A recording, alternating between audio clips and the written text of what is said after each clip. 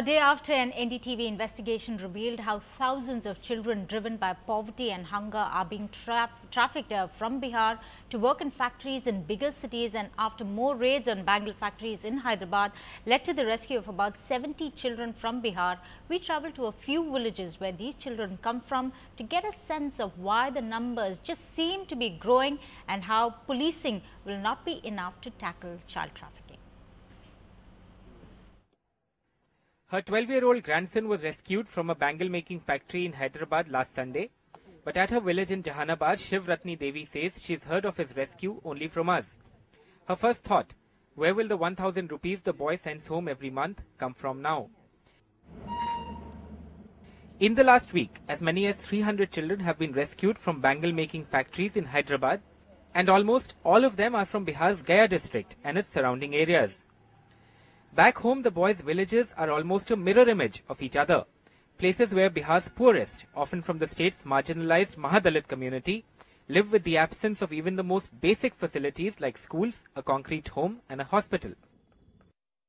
बहुत मजबूरी तो इतना है कि बच्चा हम लोग सोचे कि बच्चा भी वहाँ जाकर के बाहर में कुछ ज्ञान प्राप्त कर लेगा, कुछ कला सीख लेगा, तो भविष्य में चल करके कुछ आगे बढ़ेगा। यहाँ कोई उसका भविष्य नहीं देखते हैं आप लोग? यहाँ तो कोई भविष्य नहीं है, कोई भविष्य नहीं। At this Gaya village, Karo Manjhi has a simple explanation of why he sent his 8-year-old child to a bangle-making unit in Hyderabad and why he may send more of his children there. Manjhi is a landless person from the Mahadalit community, mostly working in other farmers' fields for a living. He says he has 8 sons and a daughter and does not even earn enough to feed him alone. Forget his huge family. Dariyapur में जाएंगे तो हम जानते हैं कि जो ले गया है उसका जो मेहमान, उसका ससुर पैसा ने दिया 10,000 रुपया, जबकि 6 लगा मैंने 12,000 हम लिया था कि एक महीना का हमको दीजिए पैसा, फिर भी नहीं दिया, 10,000 दिया, 6 मिल के बांटे। Bihar's child trafficking numbers stand at an alarming 4,000 children per month, according to police sources.